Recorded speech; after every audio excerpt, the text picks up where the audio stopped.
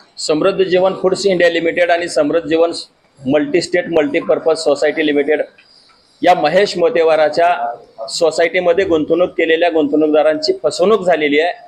2014 मध्ये आणि 2015 मध्ये महेश मोतेवारचे गुन्हे दाखल झाले आणि त्याच्यानंतर तो जेलमध्ये गेला आणि तो जेलमध्ये गेल्यानंतर या सर्व समृद्ध जीवन गुंतवणूकदाराचे पैसे मिळतील अशी अपेक्षा होती, परंतु महाराष्ट्र शासनाने याच्यावर MPID कायद्यानुसार कारवाई केली। गुंतवणूकदाराच्या हित संबंधी कायद्याअंतर्गत कारवाई झाली।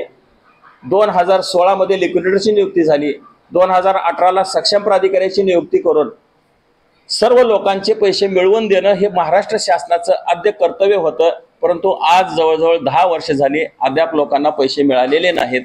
त्यामुळेच उद्या दिनांक 11 मार्च रोजी आझाद मैदानमध्ये जनसंघर्ष समितीच्या माध्यमातून माझ्या नेतृत्वात मी शाहूराज माने जनसंघर्ष समितीचा अध्यक्ष, आमच्या नेतृत्वामध्ये धरणे आंदोलन आहे 1 दिवसीय आणि त्या धरणे आंदोलनामध्ये जवळजवळ महाराष्ट्र राज्यातून पीडित गुंतवणूकदार 2000च्या पुढून संख्येने सामील होतील।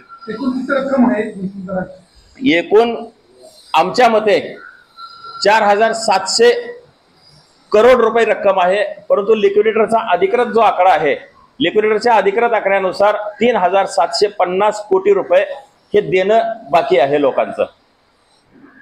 जर सरकारने याच्यावर कारवाई केली नाही तर पुढचं पाऊल काय?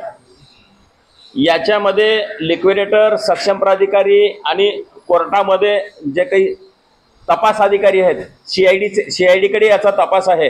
पुण्याच्या CID विभागाकडून तपास होत असताना आजपर्यंत याच्या ज्या मालमत्ता MPID कायद्यानुसार जी लिस्ट तयार करण्यात आलेली आहे, आम्हाला वाटत होतं की ह्या सर्व मालमत्ता शासनाच्या ताब्यात असतील, परंतु या प्रशांत कोरटकरकडे जी गाडी होती त्या गाडीच्या अनुषंगानं आता आम्हाला माहिती झालं, तेव्हा आम्ही चौकशी केल्यानंतर CIDने आम्हाला एक धक्कादायक रिपोर्ट दिलेला आहे की 86 गाड्यापैकी फक्त 6 गाड्या, याच्यामध्ये 51 गाड्या आहेत, आम्हाला एवढीच माहिती होती, परंतु CIDने एक आम्हाला पत्र दिलं की त्याच्यामध्ये 86 गाड्या आहेत आणि 86 फक्त 6 गाड्या, मग त्याच्यातल्या 3 गाड्या चतुर्सिंगी पोलीस स्टेशनमध्ये आहेत आणि 3 गाड्या डेक्कन पोलीस स्टेशनमध्ये आहेत। बाकीच्या 80 गाड्या ह्या बाहेर आहेत, अजून जप्त करण्याच्या बाकी आहेत।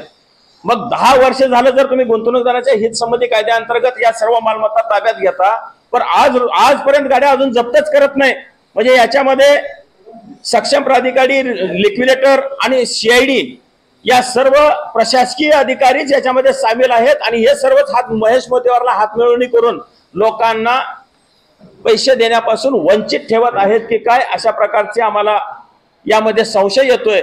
आणि म्हणून आम्ही महाराष्ट्राच्या मुख्यमंत्र्याला विनंती करतो की उद्याच्या आंदोलनाच्या माध्यमातून आम्ही करणारच आहे, पण यानंतर ताबडतोब या सर्व मालमत्ता ताब्यात नाही घेतल्या तर पुढचं पाऊल आमचं हे निर्णायक पाऊल असेल आणि मग महाराष्ट्रात आमचे उग्र आंदोलन होतील। आम्ही असा प्रकारचा इशारा आम्ही महाराष्ट्र सरकारला देत आहोत।